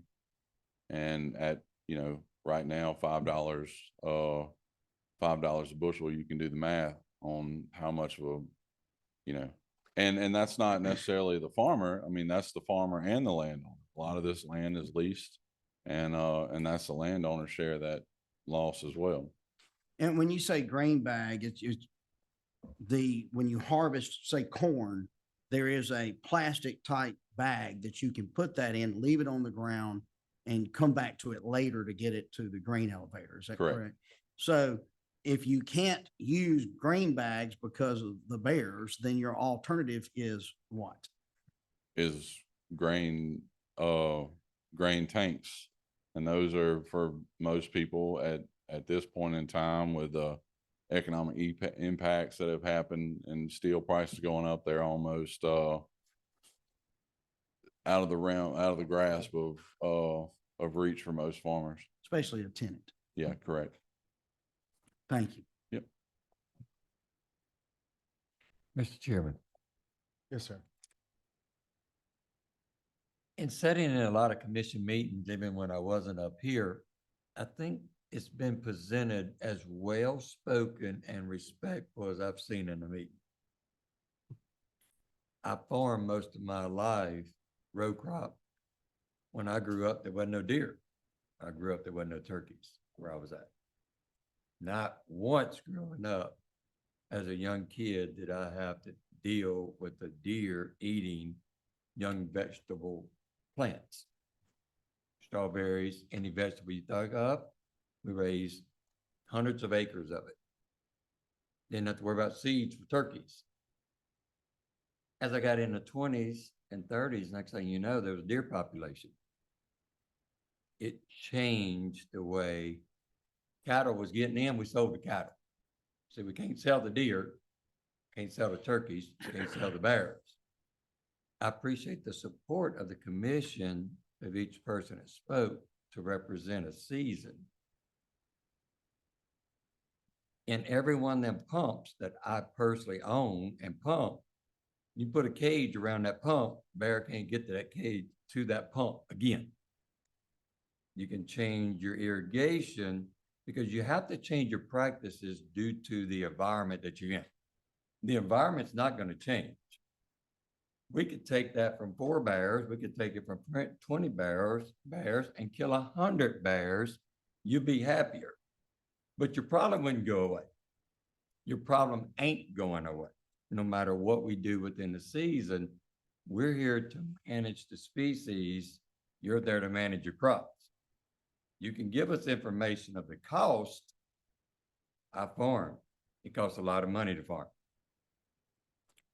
But no matter if I'm in Alabama or Louisiana, you have a % of loss due to wildlife, and you adapt your process of procedures and your acreage and your crops based upon wildlife. So we're going to attack the problem by creating a system by managing the species, but we are not here to manage your business. No. I don't mean to be direct about that because I've been on your side most of my life. And it's a pain in the rear to the pocketbook when you spent your hard-earned money to put that crop there. You walk back the next morning and this % of it's gone and it ain't coming back. You can put it again, but they're just going to eat it again. So I understand all the comments, which has been very respectful. So thank everyone that drove from North Louisiana to come down here and give us the information. But I tell you, as farmers, we can't fix your problem. We're not here to fix your problem. We're here to manage the species. And I respect Mr. Andy and others that's kind of give us a light to say, all y'all doing right now is just poking at it. We need to open that gap up a little bit more to have a more larger season. And I feel like this is the very beginning to open that up. And I feel like as more data comes in, we're able to let the public understand, hey, we are going to hunt this species. If we said we're gonna go out there and kill 1,000 of them, this room would be full and you couldn't park in that parking lot. We say we're gonna start the hunting season and we're gonna do it in a gradual basis, and then we're gonna step it up. There's plenty of seats left out here, but I understand your problem. I've lived it. And I'm just gonna use this. It sucks to be in your shoes. But boy, what a privilege it is today, looking back, and I sat on my front porch and I watched the deer and the turkeys. And I thank God that this state and this department has managed the species, that now I get to enjoy it because I quit raising strawberries. I raise alligators and I close the door and they can't get in. Question You got a question, Mr. Yeah, White? I'm sorry, you done, Mr. You Walsh? finished, Andy? Okay. You know, like Nathan said, you know, we're not here to manage your business, but he's an alligator farmer, and we got another alligator farmer on both of us. And I'm a small property owner, and I have alligators on my property. And when they get to be a nuisance, if I can't handle them, I call a nuisance alligator hunter, come get them and remove them and go put them somewhere else. I'm just wondering, after all these years with these bears up in that section, don't we have someone that can go in nuisance control on these bears? Hank, you answer that to me. I'm just trying to figure out, you know, this thing just didn't happen overnight.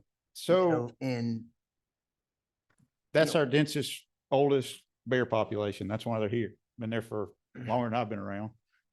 So bears have huge home ranges. The upper end of a male's home range is 125 square miles. That's 80,000 acres. So we could take him and move him somewhere, but like Mr. Mabry said, it might have to be Michigan. You know, it doesn't help to take him and move him to East Carroll. He might beat you home. And what is in Area 4? Our best agriculture ground. That's why the bears do so well. There's so much food, so much availability. That doesn't exist in Bear Area 6 like it does at Bear Area 4. Certainly are some bears over there, but not at that level. That is really good ground, not just for the bears, but for many wildlife species. So there's no taking those bears and putting them somewhere else. They'll come back, or there'll be a problem somewhere else where they don't have the resources that they have there. Does that answer your question? sort of, we can't take them and just put them in the chapel line. Well, the Chaffalai has bears too.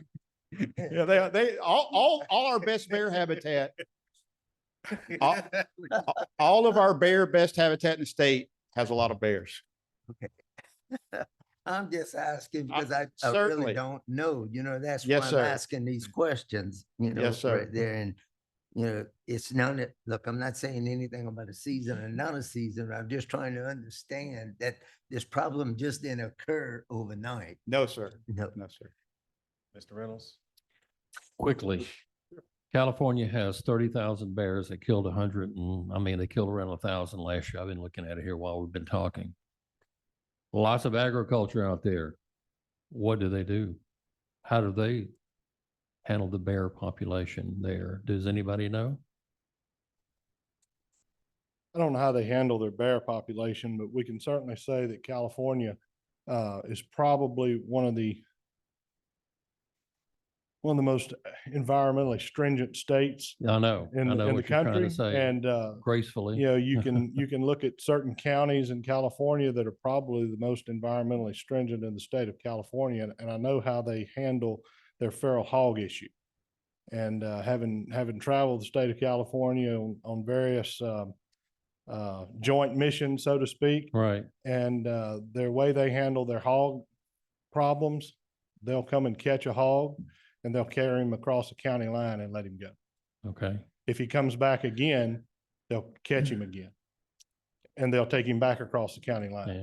Well, I At was some just- point, you got to teach that hog how to read. I was just thinking, well, they might, they're pretty sharp animals. I was just thinking, they have a lot of agriculture out there, and I was looking at maybe, don't try to reinvent the wheel, see, down the road. Now, a question another question for the staff.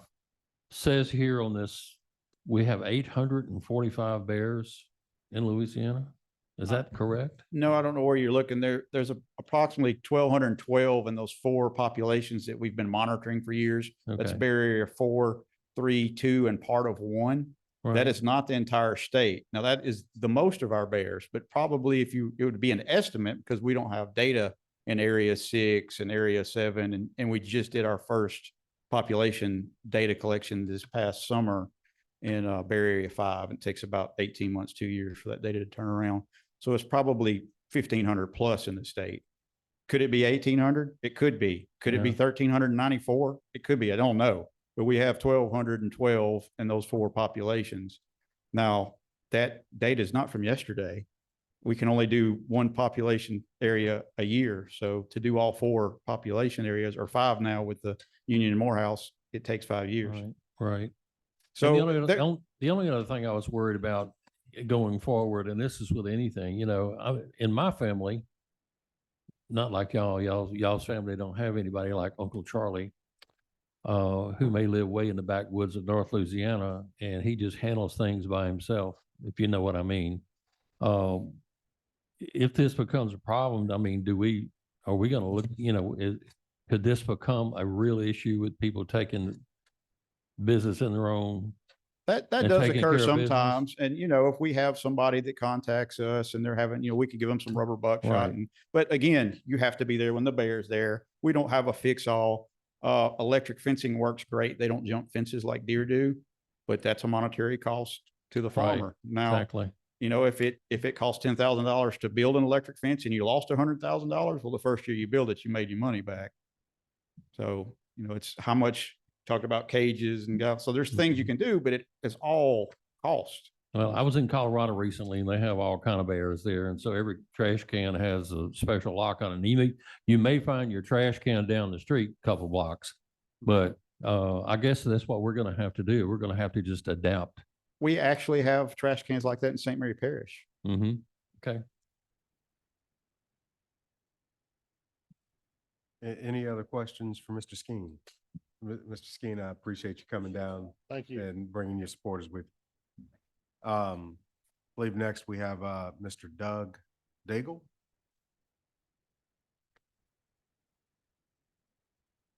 He's away. Oh, I'm sorry. I'm on the wrong one. Sorry. Somehow I picked up one too many. So the last one I have is Miss Jane Netterville. Yes, ma'am.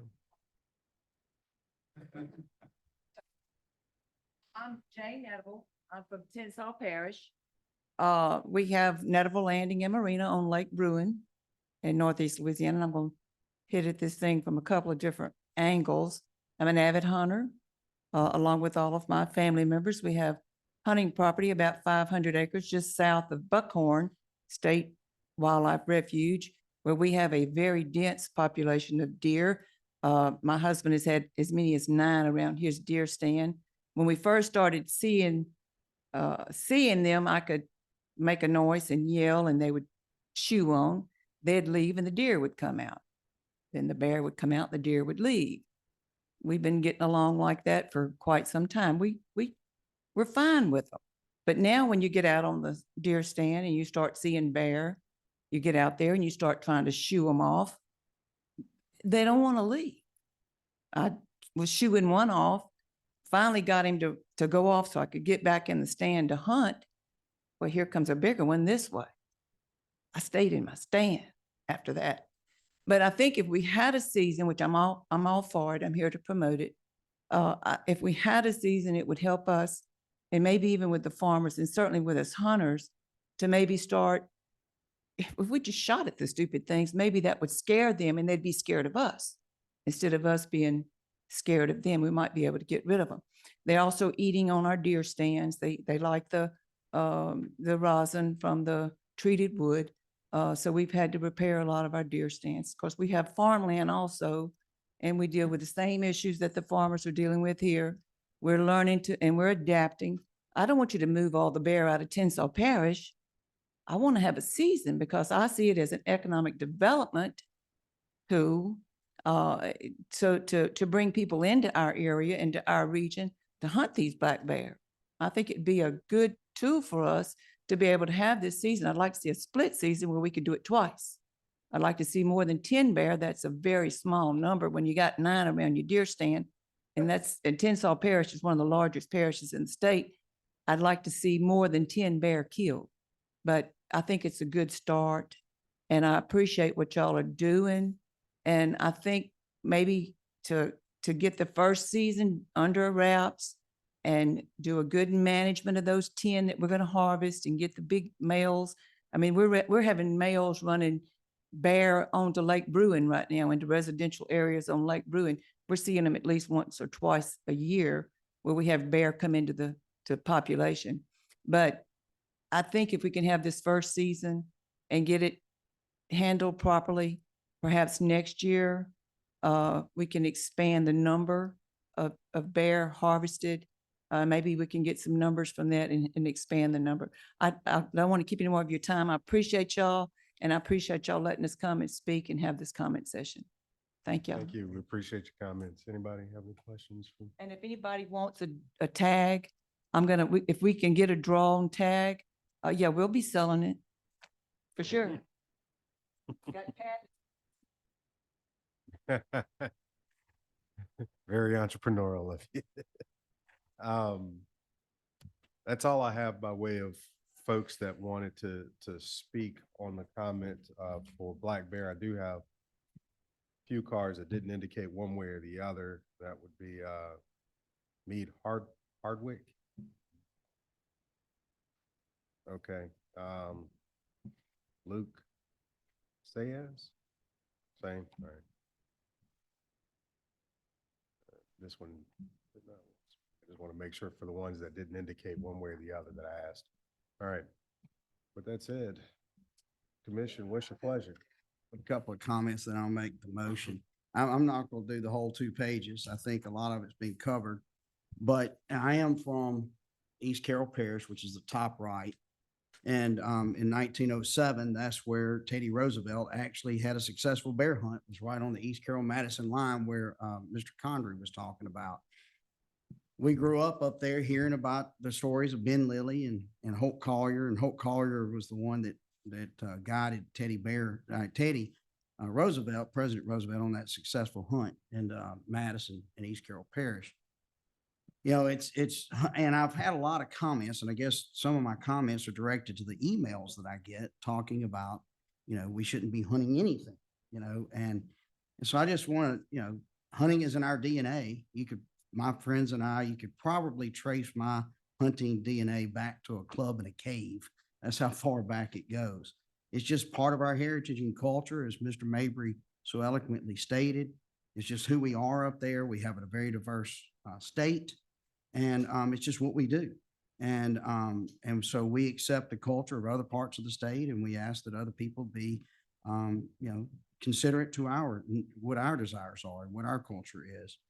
You know, we've heard the stories of the farmers and, you know, polypipe, trying to figure out what to do with a 1/4 mile of polypipe when any one section of it could go out is pretty tough. Personally, I've had bears on my property. I was sitting in what's called a lock-on stand, which I'm just basically hanging in a tree on a platform. I had a bear follow my trail, sniffed it, and followed exactly my steps for about 250 yards. I watched him. Every deer in the field ran off when he walked out, and he walked right up to the tree, and he reared up on the ladder, and I've got a video of it, and sniffed the ladder. And, you know, he didn't come up in there with me, thank God. He outweighed me by at least 200 or 300 pounds. So, you know, I've had a bear. I shot one with my, a deer, not a bear. I shot a deer with my, with my compound bow a few years back, and went to get my son to help me recover it, and came back, and my dog found the bear, and he was not, I mean, the deer. And the deer was not where the deer had been. A bear had dragged it off and had started covering it up when my dog got there. And, you know, all I got out of that was shoulders. I've heard other stories of deer going out, I mean, the bear going out and grabbing the deer when people shot them, and they obviously kill the fawns. I mean, you know, they are a predator to the white-tailed deer. There's no doubt about it. In my mind, just watching how they react when a bear comes around. Me, on my hunting land, I've had to put my stands on metal poles because of what Mr. Netterville was talking about. I've had to build an enclosed equipment shed, and I've had to take other measures to protect my hunting property and equipment from bears. I'm lucky I can afford to do that. Not everybody can. I've had ladies call me about they won't let the grandchildren play in their yard, scared of the bears. You know, the main thing that I want people to understand is this. The idea of reintroducing and letting the bear population grow has been awesome. And they're pretty. They're pretty to look at. And I think, you know, the problem is people don't understand is it's left up to the landowner, to the hunter, the lessee to provide that habitat. And we are very much not seemingly appreciated for that. But if it weren't for us and what we provide for that habitat, they wouldn't exist. And I think everybody needs to understand that that comes with a cost. And no one in here would want us taking money out of their checkbook without their permission, but that's exactly what's happened with the bear. But I will say this, you know, as hunters and as management, wildlife management, people that we don't want to eradicate the bear up there. That's not exactly, it's not our goal. Nothing up there. There's no species up there in Area 4 that any of us want to eradicate other than the feral hog. But from a sports standpoint, we want to manage that. And that's all that anybody up there is asking for, is the opportunity to manage this species through a hunting season. And I appreciate the staff and the hard work that y'all have done for years leading up to this. And I appreciate the agents for the work that y'all have done to protect this species through the years. And I appreciate the commission for bringing this up. And I thank you for entertaining my friends and folks that came up from or down from Northeast Louisiana. Thank you. And at this point, I would move that we pass the NOI. There's a motion on the floor to pass the NOI. There's a second by Mr. Wendell Luno. Are there any comments or questions before we vote the motion by the commission? Seeing no comments or questions, we'll go ahead and vote the motion. All in favor? Any opposed? Hearing none, motion carries for the NOI to be produced. All right. Next, we have on my agenda, because I didn't cover it up. We are on number 11, receive public comment. I have four cards on number 11. Mr. Ty Hibbs, a fan favorite. Come on up, sir.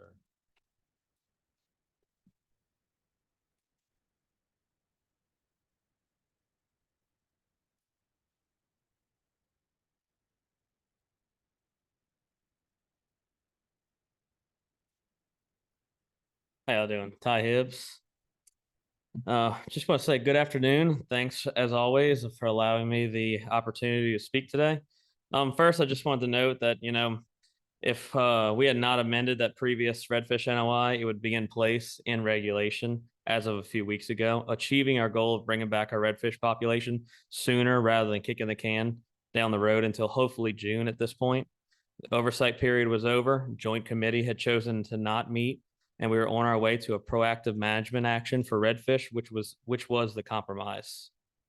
We were so excited to see such a proactive management plan for redfish, and then so disappointed to see it all backtrack so quickly due to some political pressure.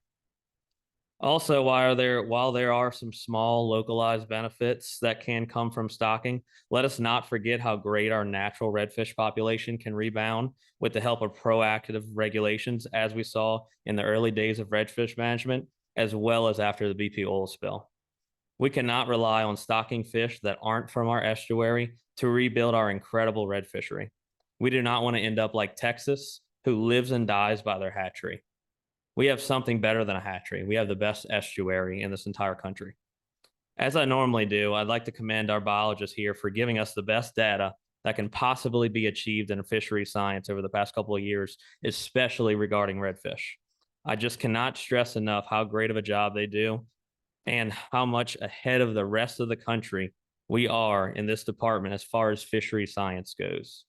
I just want to continue to make science-backed decisions, but with the hope that we can make the most proactive decisions instead of the bare minimum due to our inability to predict the future. And hopefully we aren't here in this situation 5 years from now trying to fix the same thing.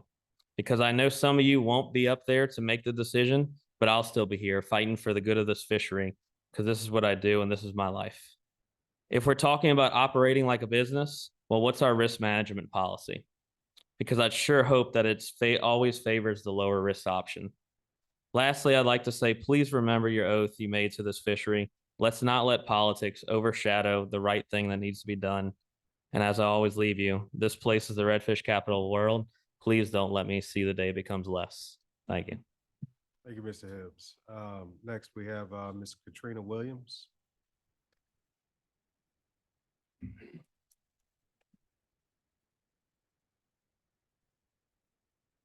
Hi there. Thank you all.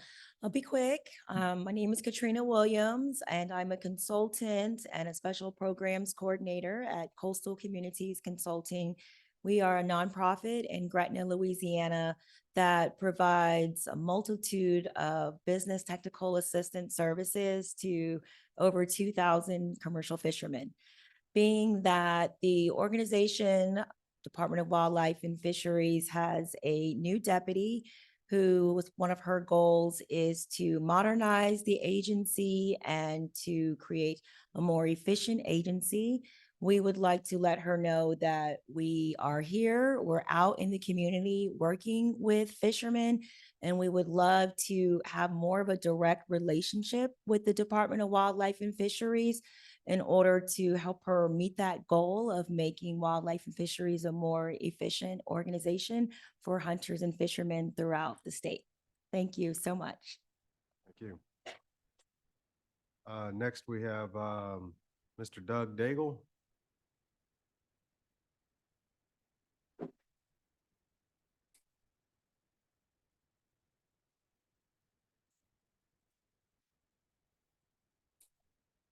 Thank you.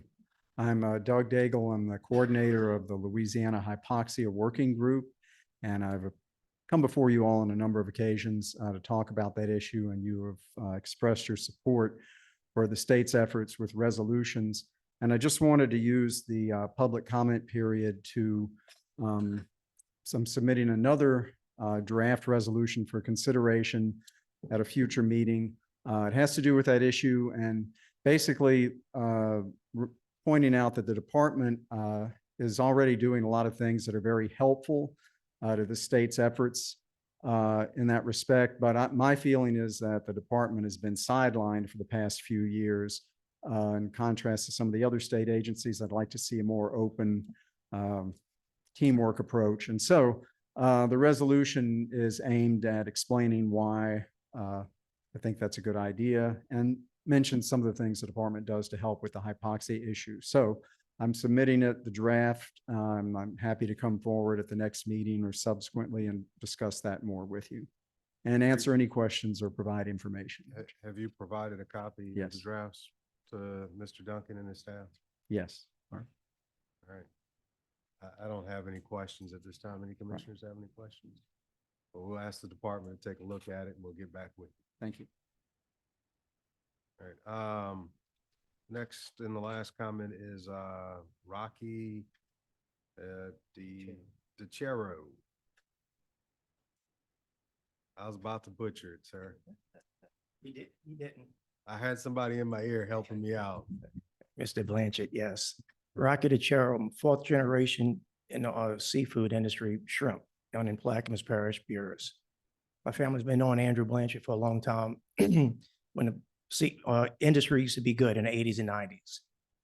Right now the industry is dead, critical condition, the shrimping industry when I do talk about this. So I'm here today to talk about the flood money from 2019. It was supposed to be on the agenda, but y'all took it off for reasons I understand why. at previous meetings I came to and spoke in front of the commission, I do get sometimes loud and upset because I'm fighting for the industry and it's definitely, like I said, flatlining. Last month, I was outspoken again at the task force meeting. I want to apologize again to Jason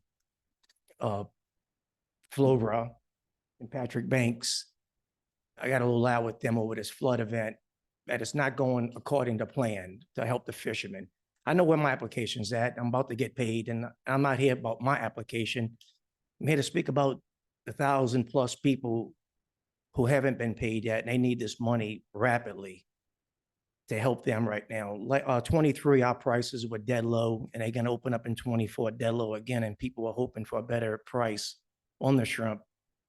But like the gentleman talking earlier about the black bear, how they're killing their industry with the crops, but we have the same problem with cheap imports. And hopefully one day y'all have this on your agenda to talk about how y'all can help our industry, the shrimp industry, get past this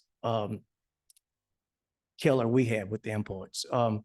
So I'm just looking for y'all between now and May 2nd to try to figure what y'all can do, what we can do as a group, how they get this money to the fishermen quick. A lot of times I joke with a lot of my fishermen, I might not always be right, but I'm never wrong. I might be dumb, but I ain't stupid. I believe in them slogans I tell them about me, but they don't agree with me. But we all can agree to what we need now is SOS Mayday with this money to come to the industry fast. What we really need is all hands on deck. Whatever y'all can do with the wildlife and fisheries to help Jason get all hands on deck to speed this up. These fishermen need this money ASAP. I don't know how they even paying their bills right now to make it to May for the opening season coming up.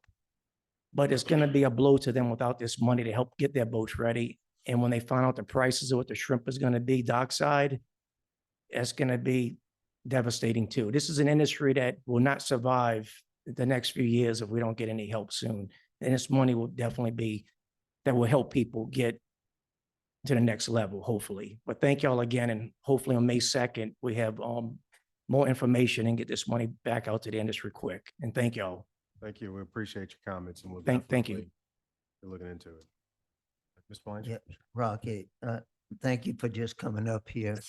And I was informed that, because of the short meeting, the late meeting, we will have all this information brought to our May 2nd meeting, on Thursday. So that's when we're gonna set the shrimp season too. So we'll have probably a good public attendance, for that. That way we can try to get some answers and get what we need, so that y'all can get answers and we all can move forward, and we can use our agency right here. And I know the commissioners, they may not know all what's going on, but y'all should get, some packets in the near future before our next meeting on what's going on, just to give y'all an address of what to anticipate on the next meeting right there. So thank you for coming. And also, Andrew, Dean Blanchett wanted me to mention, we need to try to get eventually for the future, have a set up group to where when this happens again, which it will happen again, but fishermen are going to need help, be prepared to where it moves a lot faster and a lot quicker and a lot more efficient. That's being worked on, and within the next couple of weeks, I will get a date with you and several other people where we can try to get together in a roundtable meeting, with the proper authorities. Yes, roundtable with people from the factories to the docks to the boats, Correct. people Yes. who can all work together with the wildlife Yes. and fishing people like Jason. I'm Yes. working on that as we speak. Yes, thank you all. Okay, thank you, Rocky. Thank you, Rocky, for your comments. That concludes the agenda with the exception of item number 12. Do I have a motion for adjournment? So moved. Second. I'm hearing no opposition, seeing as I think my commissioners are already out of their chairs. It has passed.